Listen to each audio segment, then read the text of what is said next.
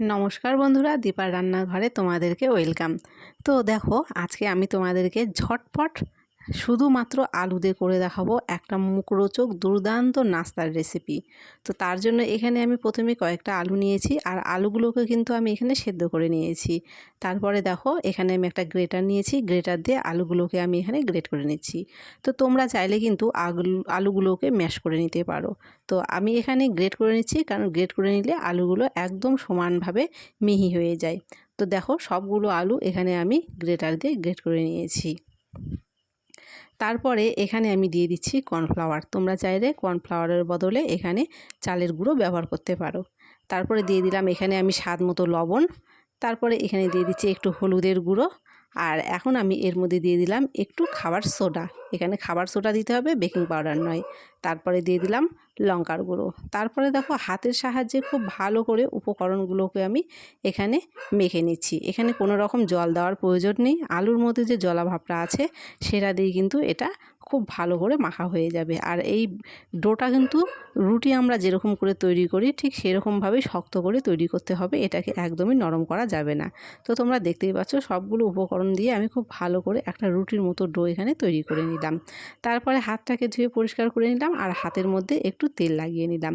এরবারে এই ডোয়ের থেকে একটু একটু করে ডো নিয়ে এখানে আমি দেখো, যেভাবে আমরা লুচি বা রুটি তৈরি করি সেরকম হাত দিয়ে গোল গোল করে এভাবে সবগুলো তৈরি করে নিচ্ছি। তো তোমরা তোমাদের ইচ্ছা মতো শেপ এখানে দিয়ে নিতে পারো।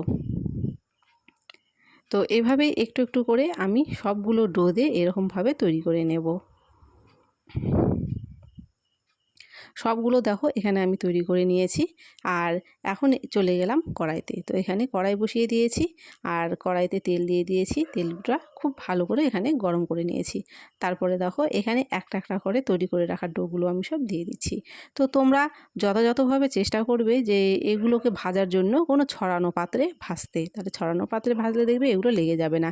যেহেতু আমি এটা ছড়ানো পাত্রে ভাজিনি, কড়াইতে ভেজেছি, আর কড়াইয়ের ভেতরটা একটু ধরনের চাপা ধরনের, সেই জন্য কিন্তু এটা একে অপরের সাথে একটু লেগে লেগে গিয়ে কোনোটার একটু চোখ মুখ কান বেরিয়ে গেছে।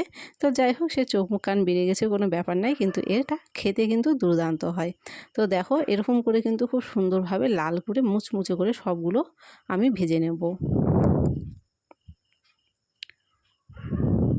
প্রথমে নাস্তাগুলো কিন্তু আমার ভাজা হয়ে গেছে। এখন আমি এগুলো তেল থেকে ছেঁকে উঠিয়ে নিচ্ছি। আর তোমরা দেখে কিন্তু বুঝতে পারছো এর রঙটা কত সুন্দর এসেছে। আর এটা কিন্তু ভেতর থেকেও একদম মুচমুচে হয়েছিল, খেতে খুব সুন্দর সুস্বাদু হয়েছিল। এরকম করেই কিন্তু আমি পরে যেগুলো তৈরি করে রেখেছি সেগুলো একভাবে ভেজে নামিয়ে নেব। তো দেখো, সবগুলো নাস্তা আমার এখানে রেডি হয়ে গেছে আর নামিয়ে নিয়েছি। ঝটপট কত সহজেই শুধুমাত্র আলু দিয়েই নাস্তাটা তৈরি করা যায়। তো কেমন লাগলো রেসিপিটা কমেন্টে অবশ্যই জানিও। ভালো লাগলে অবশ্যই লাইক করে চ্যানেলটিকে সাবস্ক্রাইব করে দিও, আর পাশে থাকা বেলটিকে অবশ্যই প্রেস করে দিও। ধন্যবাদ তোমাদের সকলকে।